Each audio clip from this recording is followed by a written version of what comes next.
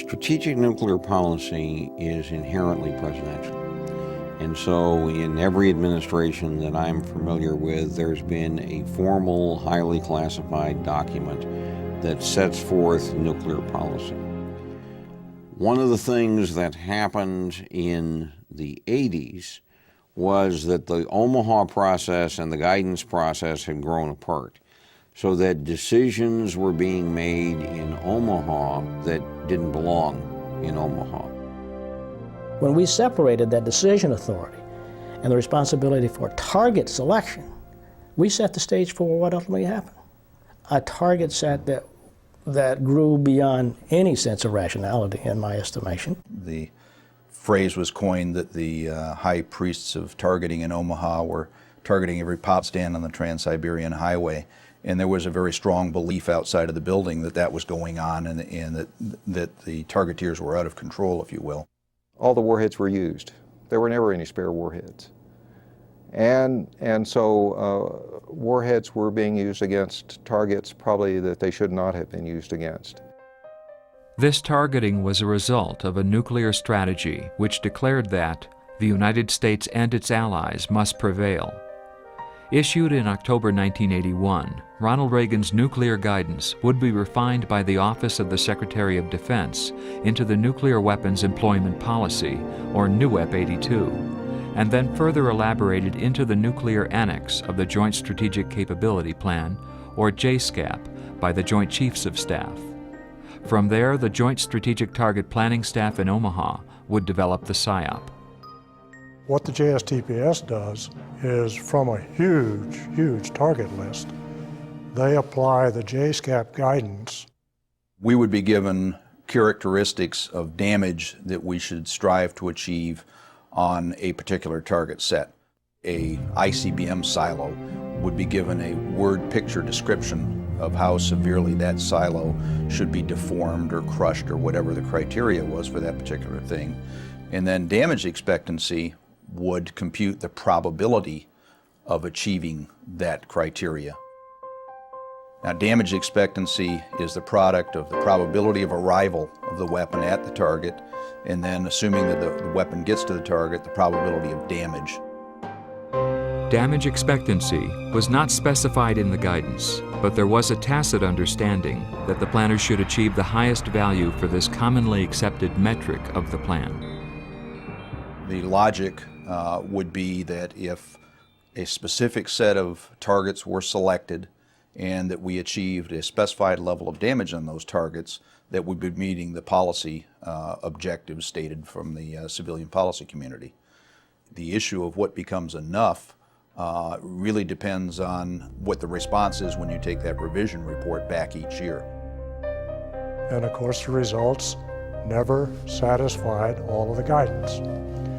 That is, the civilian leadership, and for a time the military leadership, would look at the fact that the PSYOP did not produce the desired levels of DE against all of those target categories, and that was used to declare we didn't have enough warheads. When I came into this arena, when I was the director of J5 with responsibility for Annex C of the JSCAP, I was astonished to realize the true extent of the target base, how it was broken down, and how the attack went down. And so at that point, my awareness began that something was quite wrong here. And that was really the beginning of my deeper relationship with Frank Miller, who was one of those civilians in the room who obviously had a deeper grasp of these things, but I could sense his frustration. There was no reason for anybody in Omaha to ever throw a target off the list. There were lots of weapons, and there was no analytic scrutiny brought to bear that said, why are you hitting this instead of that? Each of these evolutions of the strategy expanded the demands. Whereas when we added limited nuclear options, we didn't do away with the major attack options. And that's where this breakdown, this dissociation of target planning and policy came most immediately into play. And in the period 85 to 88, what I did was to lead a small team of people which gradually uncovered tremendous discrepancies between the NSDD-13 guidance and the war plan. There was a young Navy commander named Ed Ohlert who first brought insight into the gross disjuncture between urban avoidance, small options, and secure reserve force issues. And one issue at a time, we changed the war plan so that it, in fact, began to resemble and reflect presidential guidance. And what we did was simply bind together all of the solutions that we had created in the 3 years, 85, 6, and 7, into New WEP 87. And that, for the first time, actually put some strictures on the planning process. New WEP 87 provided the war planners in Omaha with highly detailed OSD guidance. But this was only the first phase in an effort to improve the nuclear planning process. In the spring of 1989, Richard Cheney, the representative from Wyoming, would bring a new energy and awareness of operational planning to the Office of the Secretary of Defense. Secretary Cheney was far more knowledgeable about nuclear planning than anybody gave him credit for. Secretary Cheney and I had a relationship. We knew each other professionally before he came into the building. And it was in the context of that relationship that we'd often talked about nuclear policy and nuclear planning. Secretary Cheney then goes out to Omaha, and I'm briefing him on the plane about all the good work we've done in the past several years about how we fixed the gross morphology. And he starts looking at some of the PSYOP DE numbers that we have, and he says, well, why is this happening? And why is that happening? So by the fall of '89, we understand the PSYOP needs to be overhauled. Secretary Cheney ordered an urgent review of strategic nuclear weapons targeting that would require a highly cooperative effort between the Defense Department, the Joint Chiefs, and the war planners in Omaha. And so we start this work, and the first phase is to examine and then deconstruct the target base and say, what are we hitting and why? Are these valid targets? And should this number of weapons be used against this kind of targets? And the answer in many cases was no. But also there was a much more realistic assessment of from a targeting standpoint, of what were the key critical targets that really mattered, and what were reasonable damage expectancies associated with those targets, and to a certain extent, when was enough enough?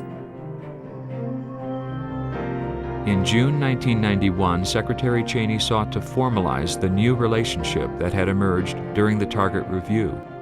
To forge even stronger links between the policy community and the war planners in Omaha, Cheney established the Nuclear Planning Working Group.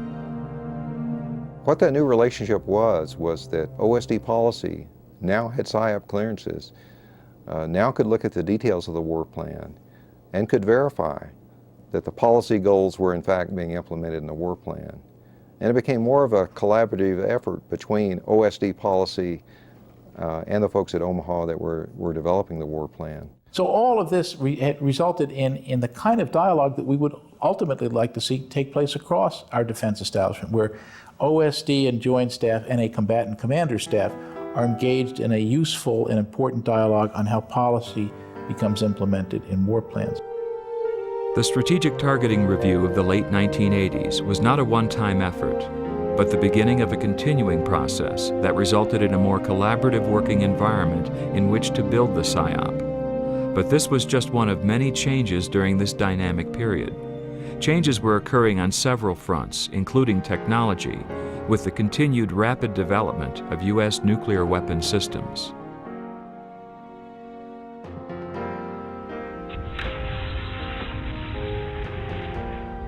During the Cold War, there was a lot of technology push in the sense that innovation kept presenting strategic options. That's what technology is all about, presenting in sometimes sudden and unexpected ways new possibilities. By the early 80s, we really had a fundamentally different set of capabilities.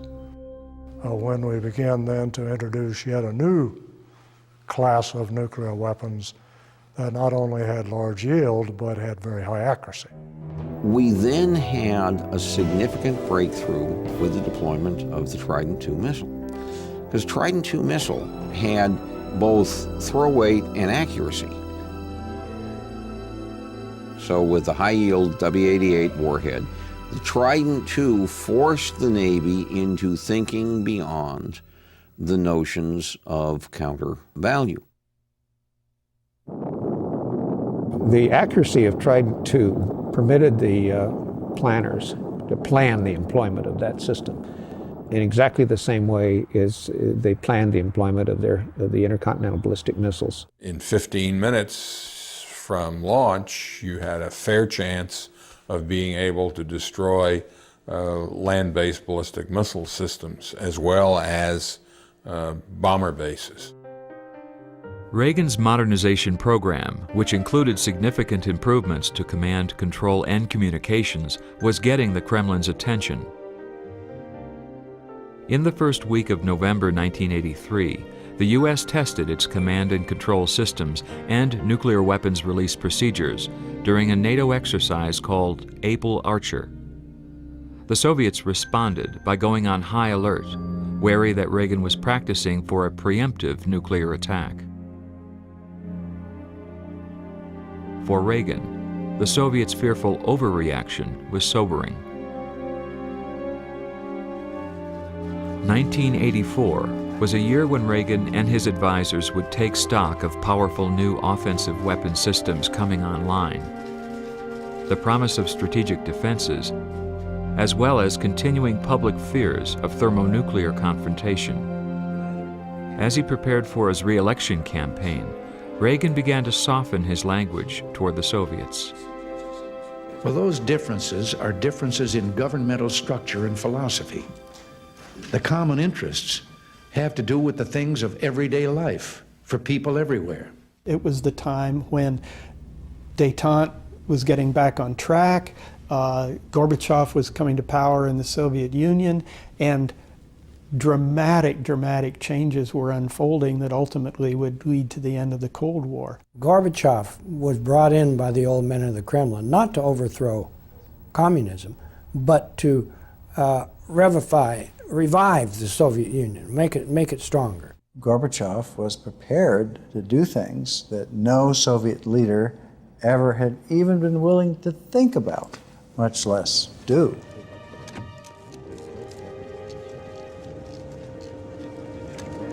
When Gorbachev and Reagan met for the first time, some 3,600 journalists had assembled in Geneva for what many described as the most unpredictable summit in 2 decades.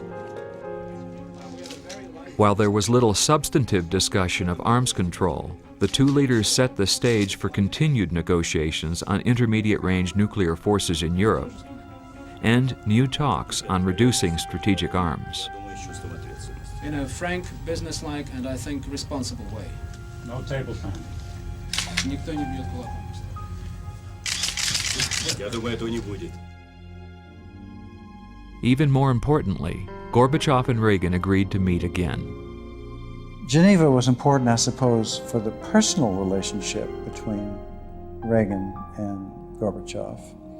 But then Reykjavik was the meeting at which Gorbachev agreed to the principle of intrusive on-site inspection for the INF Treaty, later transposed to a START. We couldn't have had either of those treaties without that decision by the Soviet Union.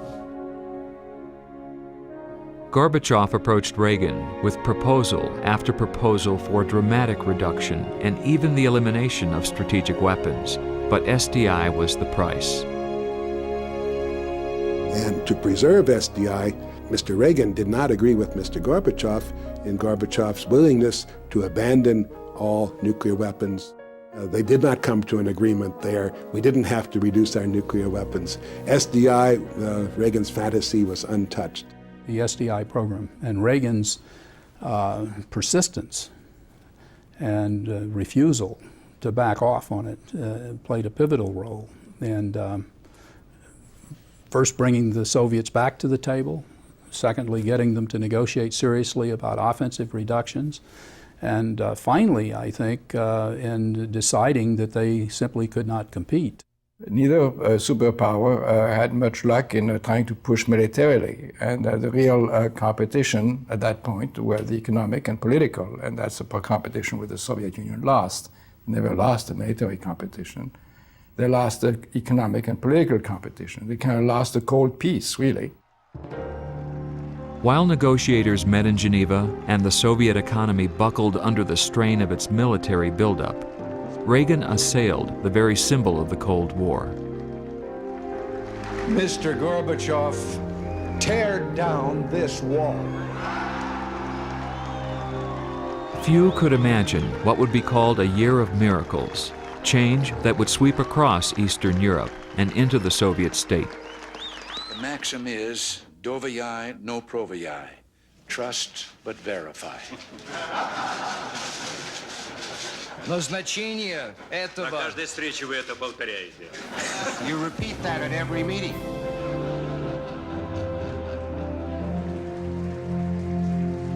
For the people of Western Europe, the end of the Cold War began with the agreement to remove all intermediate-range nuclear forces. The Soviet SS-20s had been deployed to ensure a partitioned Europe. Their dismantlement gave rise to what President George Bush would call a new world order. It seemed to me that the development in the mid-80s, when Gorbachev came into power and basically ended the prime reason for the Cold War, namely the division of Europe. And President Reagan had the wit and the acumen to recognize that the situation had profoundly changed, and to say so, and to convince the American people that it had done so, which I think was his best contribution.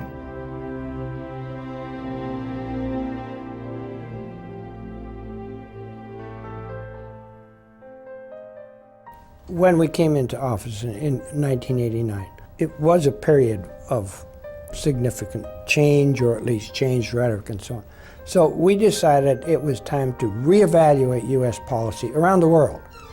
We looked around and we saw no change in Eastern Europe, no change other than the rhetoric of Gorbachev. And we said, no, that is not enough. Not since the closing days of World War II, not since the East German riots of 1953 have crowds gone wild like this. Young East Germans dashed the last 100 meters to the wall and were hauled into the West by West Germans who'd climbed on top. At the end of the Year of Miracles in November 1989, change came with the elimination of the seemingly intractable symbol of the Cold War. Did you ever imagine anything like this happening? We've imagined it, but I can't say that I foresaw this development at this stage. No, I didn't foresee it, but imagining it, yes. The wall coming down was partly a surprise, not as nearly as much to us as it was to Gorbachev. Gorbachev always intended to reform the system. He didn't intend to do away with it. It turned out he underestimated the power of the forces he was unleashing. Reeling from internal economic reforms, Moscow systematically withdrew military support from the Eastern Bloc, unraveling the Warsaw Pact. When the Berlin Wall came down, it presented the first instance of us, for us, where targets were rapidly being removed from the plan, as in we would send a message out and delete particular sorties and not have an alternative sortie for those weapons for a period of months at times. Especially with the reunification of Germany, we would want to make changes in our own nuclear posture. Other changes we were prepared to do, but only if the Soviet Union would reciprocate.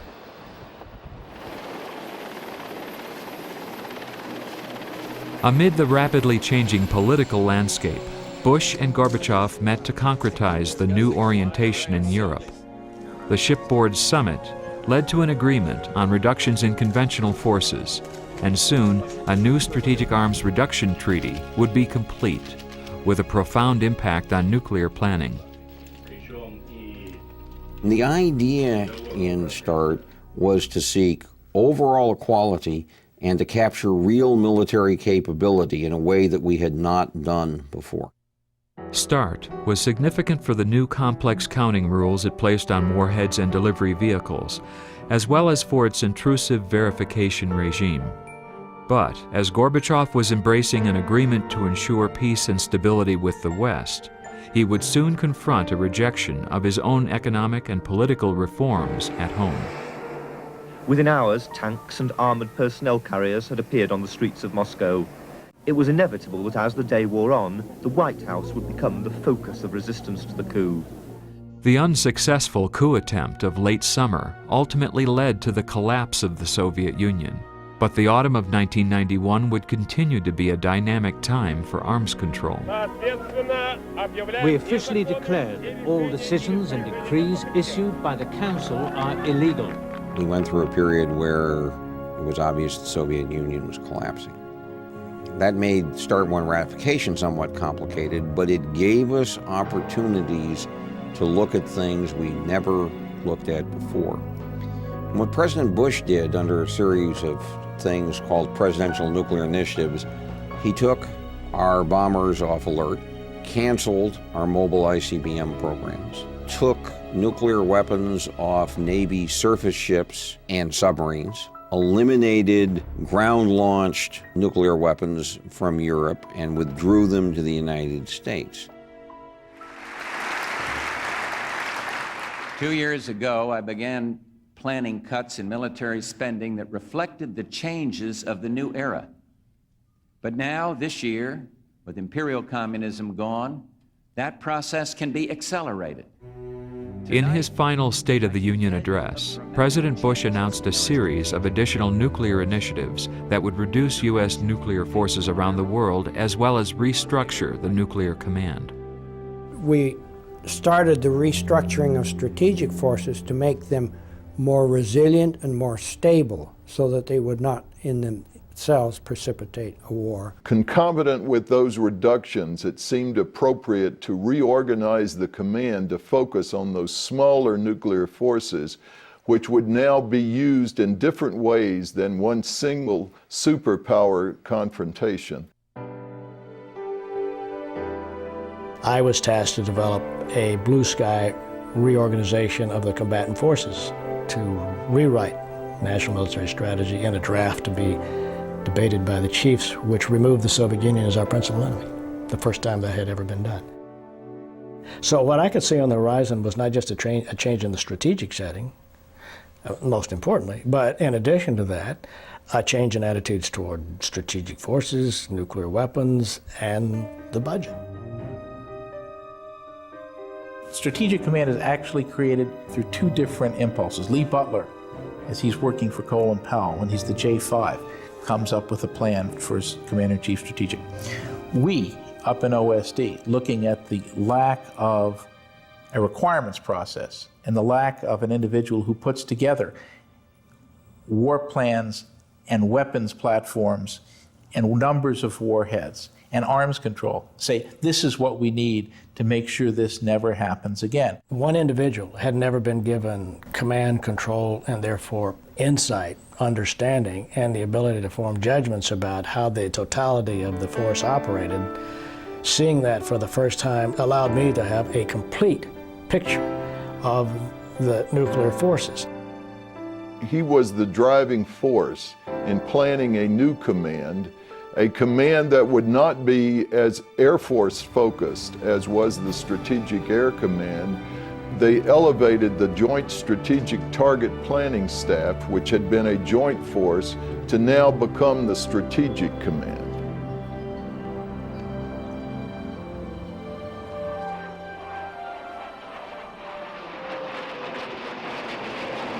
As plans were being made to stand up the United States Strategic Command, the proud mission of the Strategic Air Command was coming to a close. For 46 years, SAC held in its hands the ultimate deterrent to war, the ultimate enforcer and ensurer of the peace. The debt we owe to the airmen of the Strategic Air Command and to the men and women of the Joint Strategic Target Planning Staff is a special debt. For it was you and all who went before you who were charged with the most vital task of all. It was you and your buddies at sea in our missile submarines who were entrusted with America's most powerful and most important weapons of war. In 1992, the Strategic Air Command was disestablished and its missions divided up amongst several Air Force commands and the new Strategic Command. The most important features of the new Strategic Command were indeed the target planning capabilities, which are unique in the world. Secondly is the ability to guarantee the nuclear command control system that would configure and operate those forces if they were required. Those missions remained intact as a key part of the new U.S. Strategic Command.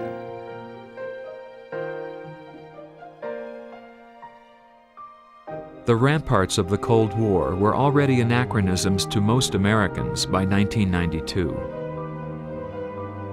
The presidential campaign of that year no longer rang with the rhetoric of geopolitics and geostrategy, but pivoted on matters of global finance and economics.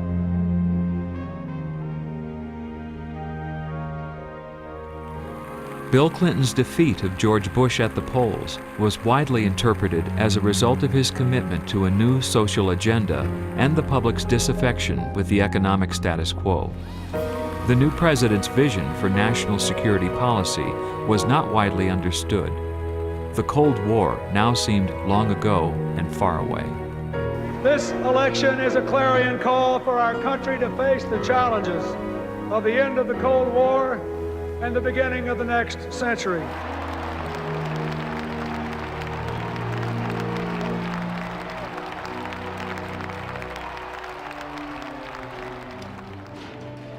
In one of his last official acts, President Bush put a close on one nuclear era, while a second was just beginning to emerge. Throughout the 1990s, differing political imperatives, unforeseen international tensions, and disturbing new intelligence would change the nuclear equation. As we were leaving office, it was clear that the structures of the Cold War were no longer appropriate. And indeed, there were a lot of calls from the Congress again.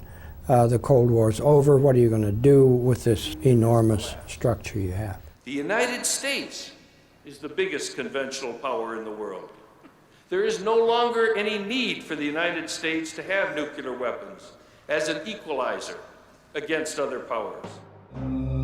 Les Aspin and others in Congress argued that nuclear weapons now had to be considered in light of dramatic advances in conventional weapon systems. The 1991 Persian Gulf War had demonstrated an overwhelming U.S. conventional military superiority, and one which adversaries could not directly challenge in a symmetrical way. Desert Storm made that absolutely clear. So they find asymmetrical ways of contending with the United States. The asymmetrical ways, some of them could be to go to nuclear weapons. As he prepared to assume the presidency, Bill Clinton announced his new cabinet appointees that included Congressman Les Aspin as Secretary of Defense. Aspin's immediate concerns were those he shared with Senators Sam Nunn and Richard Lugar about the threat of proliferation by so-called loose nukes in the former Soviet Union. After the breakup of the Soviet Union, given there were 15 separate republics and that 4 of these had nuclear weapons, we wanted to control the proliferation of those weapons, the fissile material, and the nuclear know-how. Cooperative threat reduction helped to secure fissile materials and consolidate the nuclear arsenal of the former Soviet Union under the control of the new Russian Federation. The Nunn-Lugar program, the loose nukes issue, that was the problem of the day, not our own nuclear weapons posture, not arms control. In the spring of 1993, with an eye on the budget, Aspin initiated the bottom-up review, evaluating U.S. conventional force requirements. Later that fall, Aspin would charge his assistant, Ashton Carter, with the task of conducting an internal Department of Defense review of the role of nuclear forces.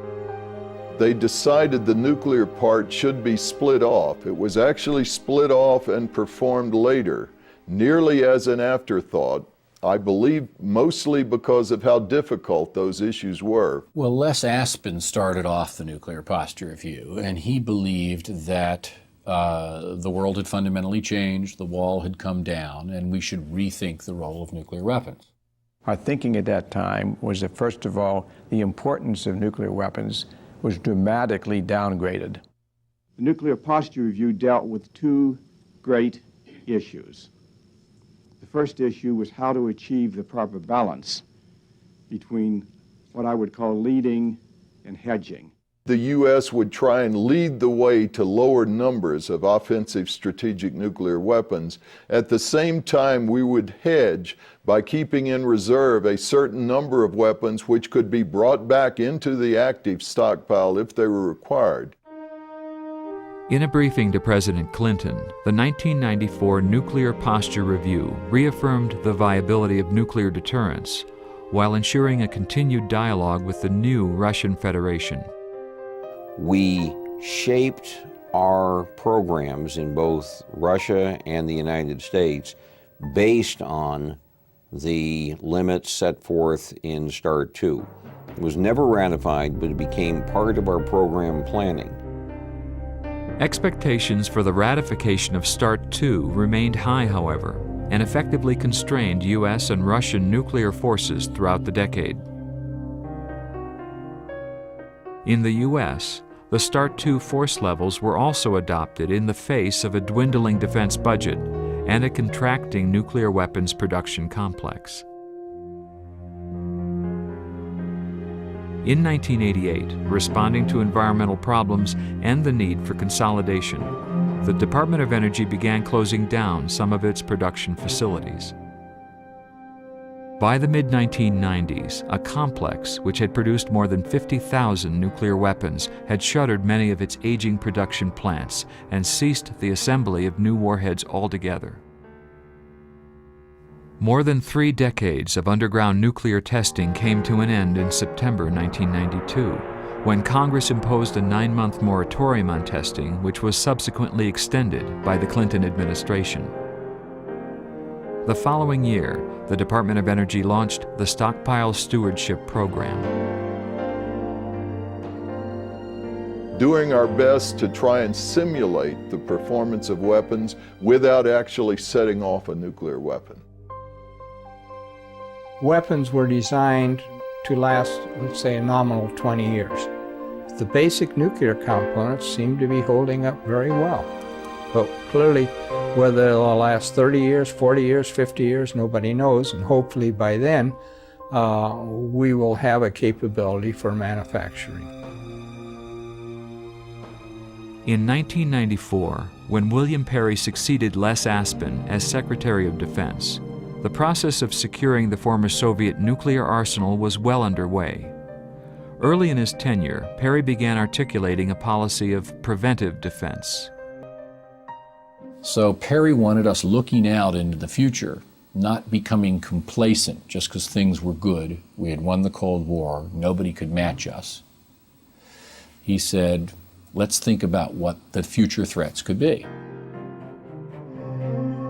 For more than 40 years, an uneasy armed truce had prevailed on the Korean Peninsula.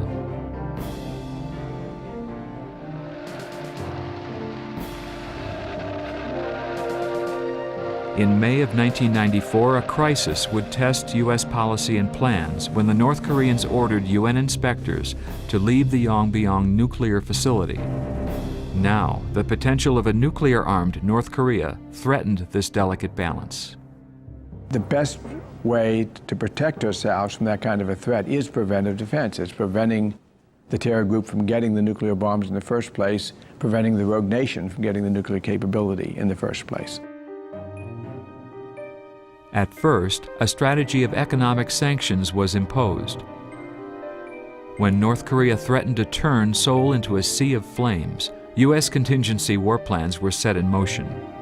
When action appeared imminent, a freeze on nuclear activities was brokered by former President Jimmy Carter that led to the agreed framework. I personally believe that the crisis is over, and I personally believe that Kim Il-sung wants to be sure that the crisis is over. These developments mark not a solution to the problem, but they do mark a new opportunity to find a solution. The agreed framework is a very valuable agreement for the United States security. It did not solve the problem of North Korean aspiration for nuclear weapons, but it certainly delayed it. The last bastion of hardline communism at its most spectacular. In a massive display of national pride, hundreds of thousands of North Koreans took part in their country's... As the decade progressed, the expression rogue nation was becoming part of the public lexicon, while the threat of proliferation was being realized by so-called nuclear-capable states. And yet the presidential guidance for nuclear weapons remained unchanged. Under the broad rubric of NSDD-13, we were able to completely transform the PSYOP in terms of what it hit and what it went after and how it did it. But as a result of some conversations between General Shalikashvili and President Clinton, there came down an order that we needed to relook at the guidance, and that's how PDD-60 came out. PDD-60 came out and that all of the ridiculous rhetoric of NSDD-13 was gone. In advance of the 1997 Helsinki summit with Boris Yeltsin, the Clinton administration removed all references to being able to prevail in a nuclear war, while reasserting the traditional deterrent role for nuclear weapons.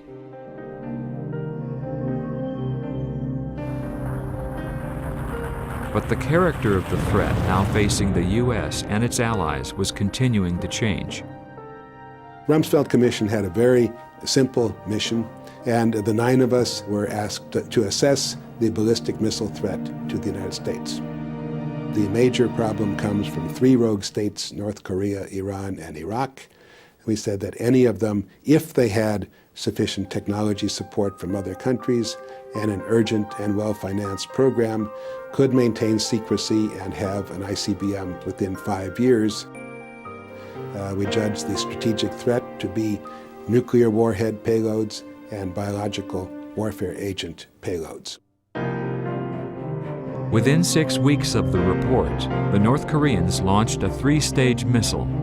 The successful test of an ICBM dramatically confirmed the Commission's findings, prompting Congress to revive national missile defense.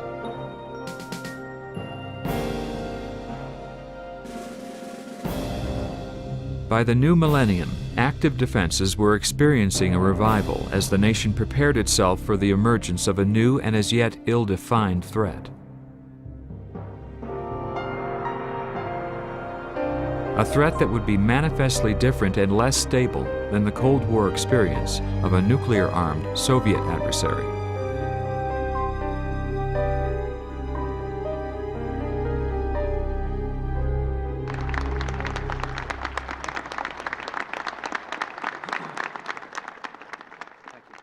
Unlike the Cold War, today's most urgent threat stems not from thousands of ballistic missiles in Soviet hands, but from a small number of missiles in the hands of these states. States for whom terror and blackmail are a way of life. In such a world, Cold War deterrence is no longer enough. We are much less interested in deterring a substantial foe like the Soviet Union and much more interested in deterring lesser powers that gradually may acquire weapons of mass destruction. We need to build a relationship with Russia which puts the nuclear adversarial relationship in the past. We're not worried about arms races anymore. We're worried about minimizing the day-to-day size of the forces. 2 presidents, 1 Texas country road, and an awful lot of cattle. Today they went to Crawford High School and seemed like new best friends, George and Vladimir.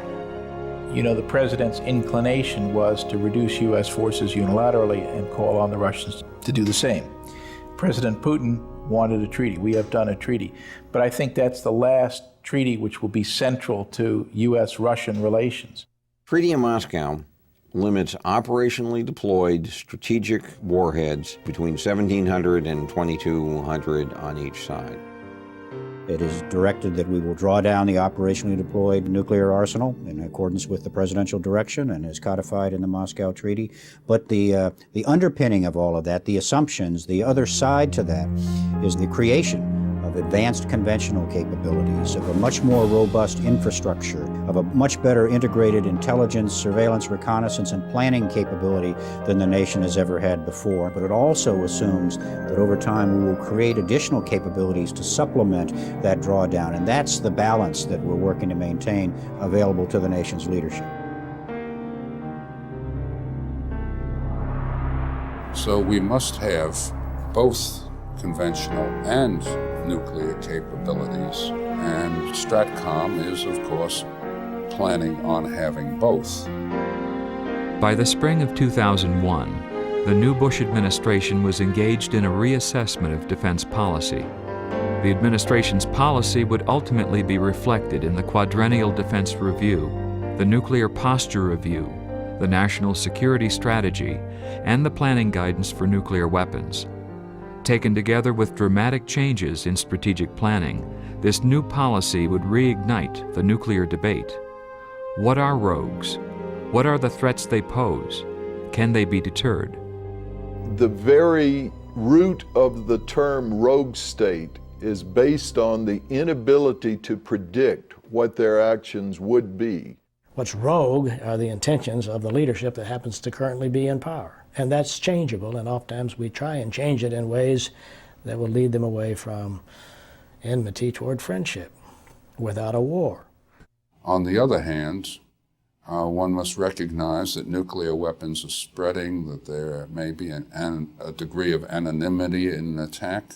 Nations which we are sometimes called rogue nations, when they say, how can we contend with the United States today, are thinking only in terms of asymmetrical warfare, which is going to weapons of mass destruction, going to guerrilla warfare, going to supporting terror. As the arsenal in the hands of rogue states, particularly with chem bio and now some of them having nuclear weapons, require us to take a different look at how we deter. I don't think classic deterrence works in these situations because we are dealing with individuals whose thought processes and motivations are very foreign to us. We've never really understood what deters or the degree to which the nuclear standoff of the Cold War in any way resembles any relationship that we would have with any other country.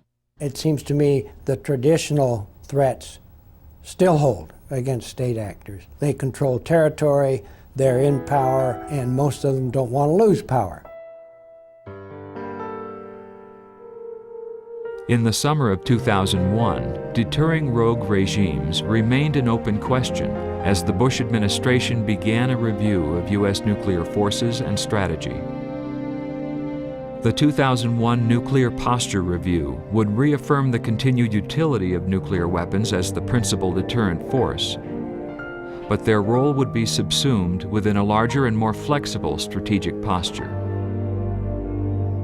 In my personal view, it's misnamed. It should have been called the Strategic Posture Review because it addresses things on a much broader scale than just the nuclear element of it. The Cold War triad of nuclear land-based, sea-based, and bomber forces would become part of a new triad, integrating nuclear with non-nuclear strike capabilities, defenses, and a responsive infrastructure. But this new construct begged a question: what role will nuclear weapons play in the future?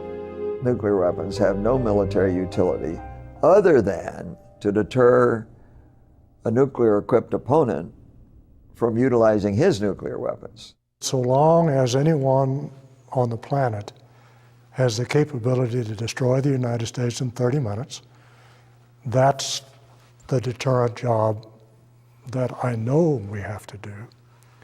And I know that that deterrent job requires that they never be able to believe that they can achieve that. There is a wider question that we must consider, and that is, what are the messages that will be given to history? by the use or the non-use of nuclear weapons in a particular conflict.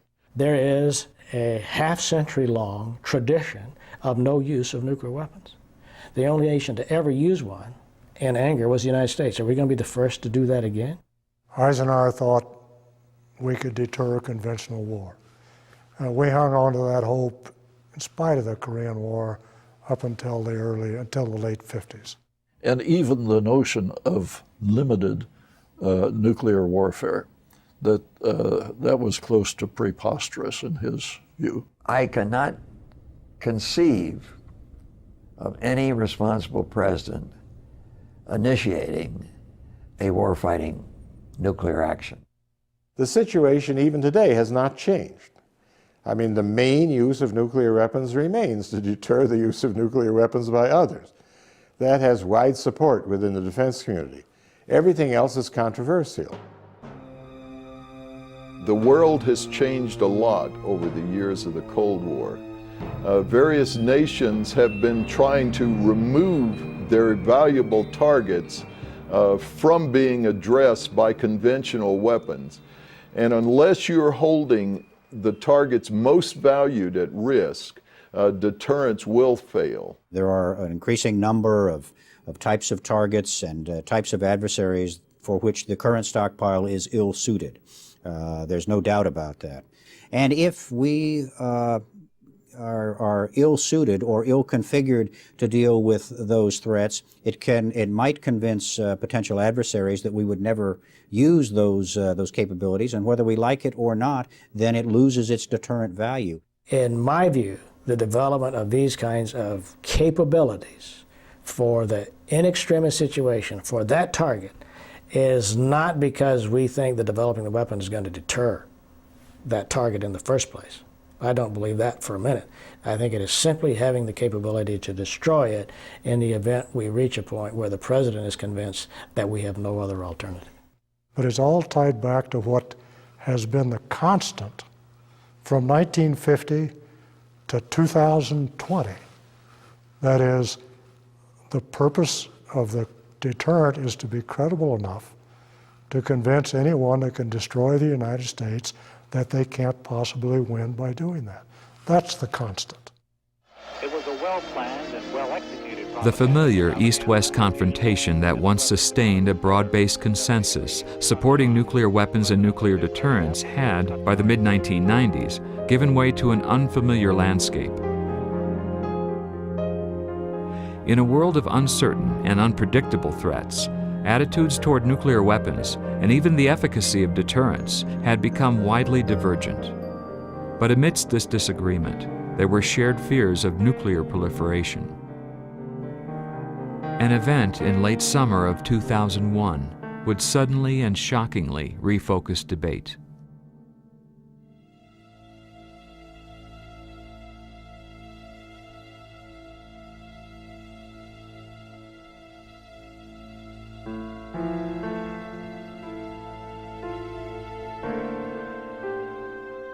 On September 11, 2001, the world was surprised. The U.S. was not prepared for an audacious and catastrophically destructive act of terror on its soil.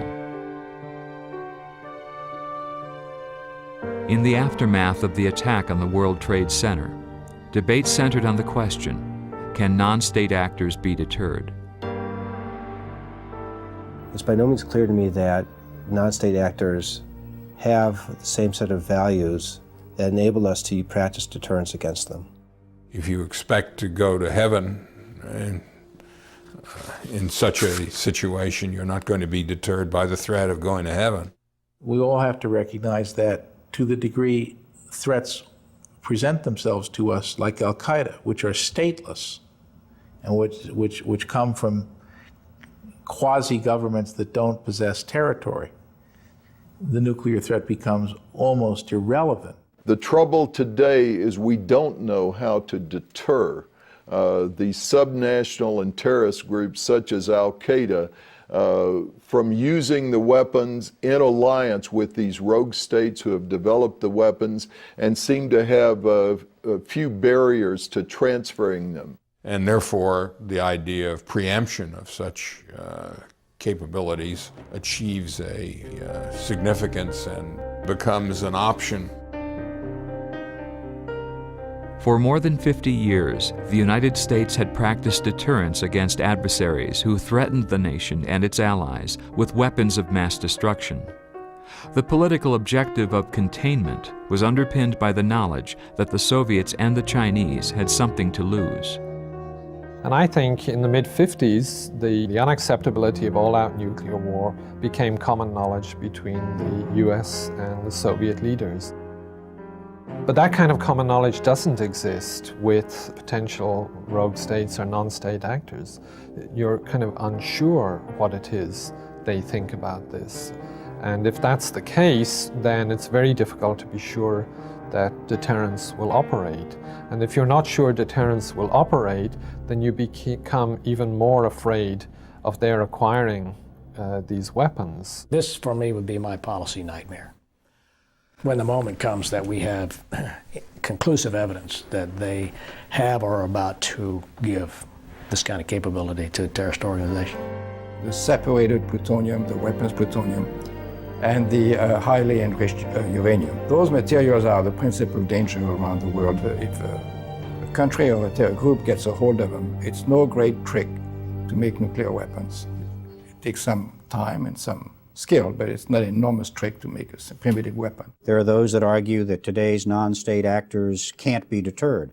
I don't believe that. I think everyone has the ability to be deterred, and even if the zealots can't be deterred, the structures, the national elements, the host nations that support them are susceptible to more classic elements of deterrence. This is a much bigger work assignment than has ever been assigned for planning nuclear or non-nuclear attacks in the past. And the goal is to try to put that within a single command that can support such operations around the globe. Nuclear weapons would remain a key deterrent if there were an emergent China or a resurgent Russia. But they would be given a new emphasis: rogue nations and Islamic terrorists with weapons of mass destruction. I think nuclear deterrence will continue to play a fairly significant role for the future. The size of that role depends upon a number of factors. One is the degree to which we are in fact successful in bringing Russia into the West, and the degree to which China begins to perceive itself as a status quo power as opposed to an aggressive, upwardly mobile power. A second has to do with whether or not major countries who would make themselves our adversary continue to deploy nuclear weapons, therefore requiring us to have nuclear weapons to deter nuclear attack in the first place. When you now shift the focus to only a few nuclear weapons being used, it becomes exceedingly important for you to do the calculation: do I have to use a nuclear weapon for each of those, or could I substitute some combination of advanced conventional weapons, information operation attacks on those particular targets, rather than only considering a nuclear attack? This is not a cookie-cutter problem that one size fits all. You need to think through what would deter North Korea, what would deter potentially a terrorist organization. There is certainly a need for a much wider spectrum of options that are made available to the nation's civilian leadership, both in the deterrent character and if a requirement presents itself for employment.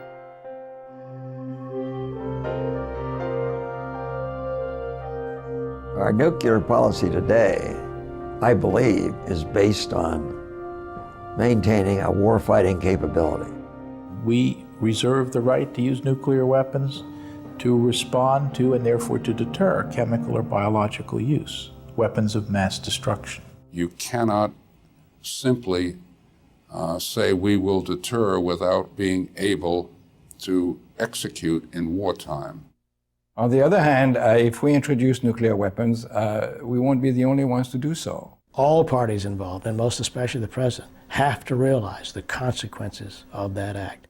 You invite proliferation. You're basically suggesting that it would be a good idea for threatened countries to get nuclear weapons and strike fear in the hearts of other people. And that's what I think we do when we say we're going to need these nuclear weapons in perpetuity, but you don't need them.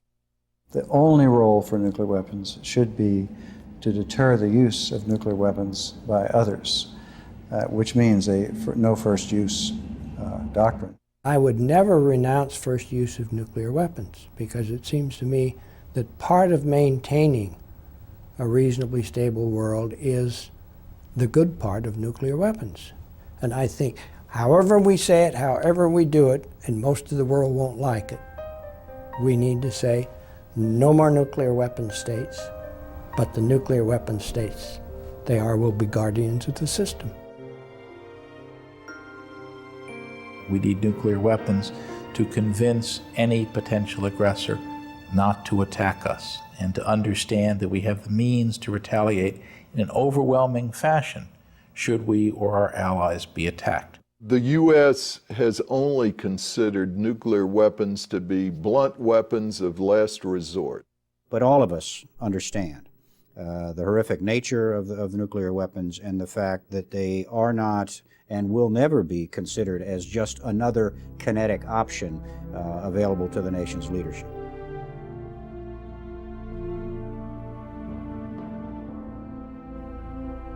Serious debate about the efficacy and relevance of nuclear deterrence began almost with the dawn of the atomic age. The debate was often framed by starkly contrasting views about the dangers and risks posed by nuclear weapons compared with the benefits of a stable world.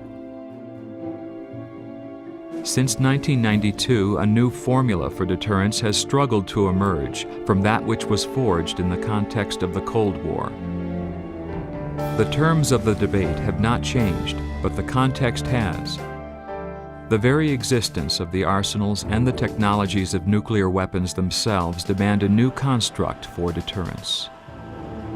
What you have to do, though, at the end of the day, to have a real nuclear deterrent, is you have to have a policy, and you have to have a plan, and you have to have the forces, and you have to have the wherewithal to carry out the plan and the will to do so at the end of the day. If you don't have all of that, then you don't have a nuclear deterrent. If you manifestly make clear that you have a nuclear capability and would be prepared to use it under certain circumstances, your deterrent is enhanced. It's up to succeeding generations as to whether they will be able to meet those tests.